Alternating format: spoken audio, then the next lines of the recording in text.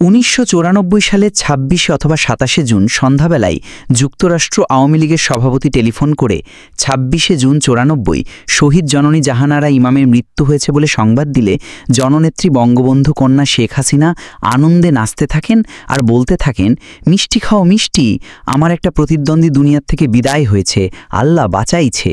নেত্রী হতে চেয়েছিল, আমার জায়গা দখল করতে চেয়েছিল, জাহানারা ইমাম মরেছে, আপদ গেছে, বাঁচা গেছে। আমার জায়গা দখল করতে চেয়েছিল।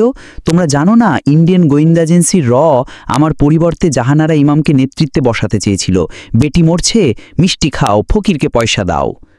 এর কয়েকদিন পরে শহীদ জননী জাহানারা ইমামের লাশ মার্কিন যুক্তরাষ্ট্র থেকে জিয়া আন্তর্জাতিক বিমানবন্দরে এলে জননেত্রী বঙ্গবন্ধু কন্যা শেখ হাসিনা বলেন, চল এয়ারপোর্টে যাই, আপদের লাশটা এনে কবরে ফেলি। এরপর জননেত্রী শেখ হাসিনা তার লাল রঙের নিশান পেট্রোল জিপে করে বিমানবন্দরের উদ্দেশ্যে রওনা হলেন। যেতে যেতে বলতে লাগলেন, বেটি আমারে অসম্ভব জ্বালাইছে, ওর মরামুখ দেখতে ইচ্ছে করে না, কিন্তু না যেহেতু উপায় নেই, পলিটিক্সের ব্যবসায় ইচ্ছে না থাকলেও করতে হয়। বঙ্গবন্ধু কন্যা শেখ হাসিনা বিমানবন্দরের রানওয়ে পর্যন্ত গেলেন ঠিকই, কিন্তু শহীদ জননী জাহানারা ইমামের লাশের ধারে কাছেও গেলেন না। ১৯৯৪ সালের ২২ সেপ্টেম্বর বৃহস্পতিবার জননেত্রী বঙ্গবন্ধু কন্যা শেখ হাসিনা বিমানযোগে যশোর হয়ে খুলনা এলেন এবং বিকেলে শহীদ হাদিস পার্কের জনসভায় ভাষণ দিলেন। রাত্রে নেত্রীর চাচাতো ভাই শেখ নাসেরের বড় ছেলে শেখ হেলালের বাড়িতে খেলেন এবং থাকলেন। পরদিন ২৩ সেপ্টেম্বর শুক্রবার সকাল ৯টার সময় উত্তরবঙ্গের উদ্দেশ্যে ট্রেন যাত্রা শুরু করলেন। বেশ লম্বা ট্রেন, অনেক সাধারণ যাত্রী আছে ট্রেনে। সাধারণ যাত্রীরা জানে না বা বুঝতে পারছে না শেখ হাসিনা রেলপথে সভা করতে করতে যাওয়া এই ট্রেন কবে কখন গন্তব্যে পৌঁছবে। ঠিক সকাল ৯টায় ট্রেন ছাড়ল। প্রতিটি রেল স্টেশনেই ট্রেন থামিয়ে সভা করা শুরু হলো।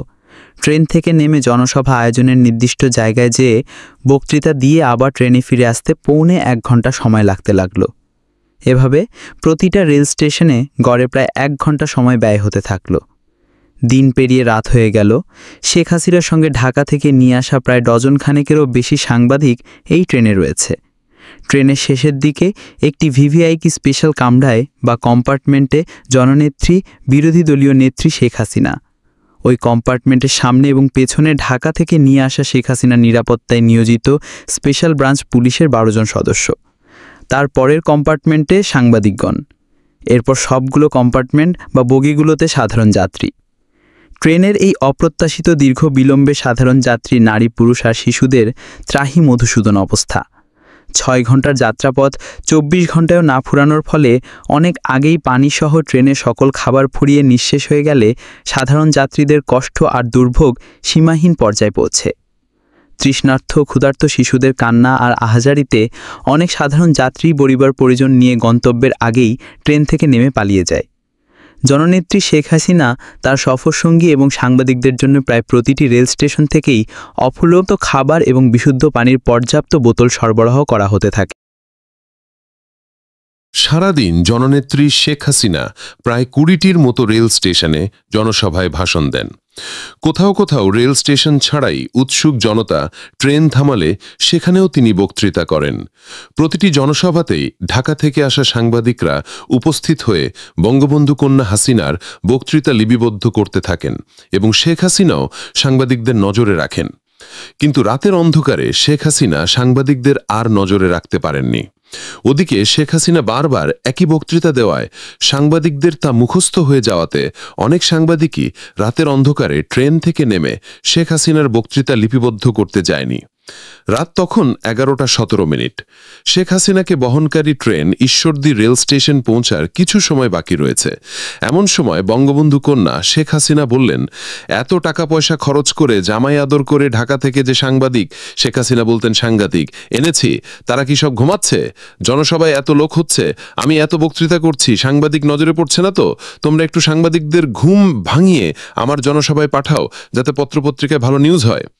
বঙ্গবন্ধু কন্যা শেখ হাসিনার বেতনভোগ ব্যাগ বহনকারী মদন মোহন দাস বলল, ডাইকা ঘুম ভাঙান লাগবো না, পিস্তল দিয়া 2 রাউন্ড গুলি করে দিলেই সাংঘাতিজ্ঞ ঘুম কই যাইব, লাফায়া ট্রেন থেকে নিচে পড়ে যাইব। আলাউদ্দিনের প্রদীপ পাওয়ার মতো সঙ্গে সঙ্গে বঙ্গবন্ধু কন্যা শেখ হাসিনা তার বাবার ফুফাতো ভাইয়ের ছেলে বাহাউদ্দিন নাসিমকে বললেন, দে 2 রাউন্ড গুলি করে। আর উপস্থিত অন্যদের বললেন, তোমরা আমাকে হত্যার জন্য ট্রেনে গুলি করা হয়েছে বলে সাংবাদিকদের মাঝে প্রচার করে দেবে। ট্রেন ঈশ্বরদী প্ল্যাটফর্মে ঢোকার কয়েক মিনিট আগে বাহাউদ্দিন নাসিম ট্রেনের জানালা দিয়ে সাংবাদিকদের কম্পার্টমেন্ট লক্ষ্য করে পিস্তল দিয়ে 3 রাউন্ড গুলি ছুড়ল। গুলির শব্দ শুনে শেখ হাসিনার নিরাপত্তার দায়িত্বে নিয়োজিত স্পেশাল ব্রাঞ্চের পুলিশেরাও 5-6 রাউন্ড গুলি করে। এই সমস্ত গুলির আওয়াজ শুনে পাশের কম্পার্টমেন্টে থাকা সাংবাদিকরা ভয়ে ট্রেনের ভিতরে গড়াগড়ি শুরু করে এবং আমরা পরিকল্পনা মতো সাংবাদিকদের কম্পার্টমেন্টে এসে বঙ্গবন্ধু কন্যা শেখ হাসিনাকে হত্যার জন্য ট্রেনে গুলি করা হয়েছে বলে প্রচার করতে থাকি। ট্রেন ঈশ্বরদী প্ল্যাটফর্মে থামলে ঈশ্বরদী রেল স্টেশনের জনসভার মঞ্চ থেকেও মাইকে আওয়ামী লীগ প্রেসিডিয়াম সদস্য আমির হোসেন আমু বঙ্গবন্ধু কন্যা শেখ হাসিনাকে হত্যার জন্য ট্রেনে গুলি করা হয়েছে বলে প্রচার চালাতে থাকেন। পরের দিন 24শে সেপ্টেম্বর শনিবার ট্রেনে বঙ্গবন্ধু কন্যার প্রতি গুলি করা হয়েছে বলে জাতীয় পত্রপত্রিকায় সংবাদ বের হলে বগুড়া সরকারি সার্কিট হাউসের ভিভিআইপি রুমে বসে জননেত্রী শেখ হাসিনা সহ তার সফর সঙ্গীরা হাসাহাসি করতে থাকে এবং হাসাহাসির এক পর্যায়ে গুলির এই ঘটনা নিয়ে হরতাল ডাকার সিদ্ধান্ত হয়।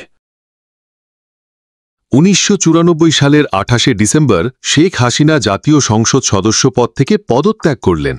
29 নং মিন্টু রোডে সরকারি বাসা ত্যাগ করে ধানমন্ডি 5 নম্বর রোডের 54 নম্বর বাড়িতে উঠলেন। ধানমন্ডির বাড়িটি প্রথম ও দ্বিতীয় তলা শেখ হাসিনার পরিত্যক্ত স্বামী ড ওয়াজিদ মিয়ার নামে, আর তৃতীয় তলা শেখ হাসিনার নিজের নামে। শেখ হাসিনার অবহেলিত পরিত্যক্ত স্বামী বৈজ্ঞানিক ড ওয়াজিদ মিয়া এই বাড়িটি করার সময় দ্বিতীয় তলা করার পর আঁকা ফুরিয়ে গেলে শেখ হাসিনার কাছে ধার চায়। তখন শেখ হাসিনা তৃতীয় তলা তার নিজের নামে লিখে নিয়ে তারপর ড ওয়াজিদকে টাকা দেন। অবশ্যই এই বাড়িতে ড ওয়াজিদ মিয়া আর শেখ হাসিনা একসঙ্গে একটি রাতও কাটাননি। শুধু এই বাড়িতে কেন, 1981 সালের 17ই মে শেখ হাসিনা বাংলাদেশে আসার পর থেকেই 1997 সালের ফেব্রুয়ারি পর্যন্ত এই 16-17 বছর একসঙ্গে স্বামী স্ত্রী হিসেবে রাত কাটানো তো দূরের কথা, এক বাড়িতেই কখনো থাকেননি। 1981 সালের 17ই মে বাংলাদেশে আসার পর মাত্র কিছুদিন শেখ হাসিনা ড ওয়াজেদ মিয়ার মহাখালীস্থ সরকারি কোয়ার্টারে ছিলেন। শেখ হাসিনা যতদিন ড ওয়াজেদ মিয়ার সরকারি কোয়ার্টারে ছিলেন ততদিন ড ওয়াজেদ মিয়া তাঁর কোয়ার্টারে না থেকে সরকারি রেস্ট হাউসে থাকতেন। এরপর শেখ হাসিনা ধানমন্ডিস্থ তাঁর পিত্রালয় বঙ্গবন্ধু ভবনে চলে আসেন। বঙ্গবন্ধু ভবন থেকে যান বিরোধী দলীয় নেত্রীর 29 মিন্টু রোডের সরকারি বাসভবনে।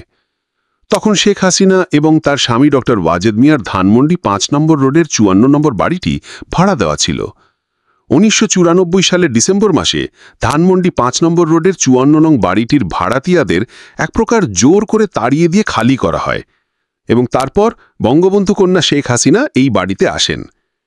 এই বাড়িতে থেকেই নানা আন্দোলন সংগ্রাম এবং নির্বাচনের পর জননেত্রী বঙ্গবন্ধু কন্যা শেখ হাসিনা প্রধানমন্ত্রী হয়ে রাষ্ট্রীয় অতিথি ভবন করতোয়া, বর্তমানে গণভবনে গিয়ে ওঠেন।